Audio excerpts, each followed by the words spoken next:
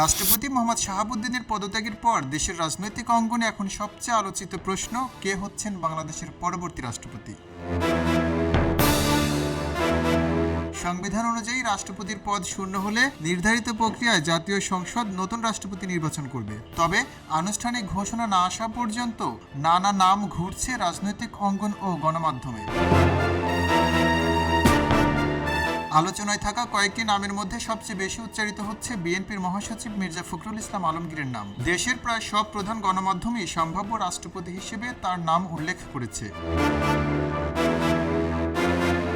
দীর্ঘ 4 দশকেরও বেশি সময় ধরে বাংলাদেশের রাজনীতিতে সক্রিয় মির্জা ফখরুল ইসলাম আলমগীর। ছাত্র জীবন থেকে রাজনীতিতে যুক্ত হওয়া এই নেতা কারাবরণ, আন্দোলন সংগ্রাম এবং দলের কঠিন সময়ে নেতৃত্ব দেওয়ার কারণে বিএনপির অন্যতম গ্রহণযোগ্য মুখ হিসেবে পরিচিত।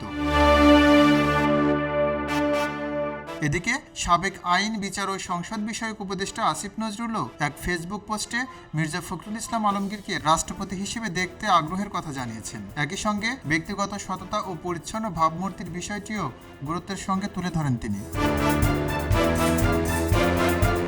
বিশ্লেষকদের মতে বর্তমান রাজনৈতিক বাস্তবতায় এমন একজন ব্যক্তিকে রাষ্ট্রপতি হিসেবে বেছে নেওয়ার চেষ্টা হতে পারে, যিনি রাজনৈতিকভাবে গ্রহণযোগ্য, অভিজ্ঞ এবং সাংবিধানিক দায়িত্ব পালনে নিরপেক্ষতার বার্তা দিতে সক্ষম। তবে এ বিষয়ে এখন পর্যন্ত সরকার বা সংশ্লিষ্ট কোনো কর্তৃপক্ষ আনুষ্ঠানিকভাবে কোনো নাম ঘোষণা করেনি।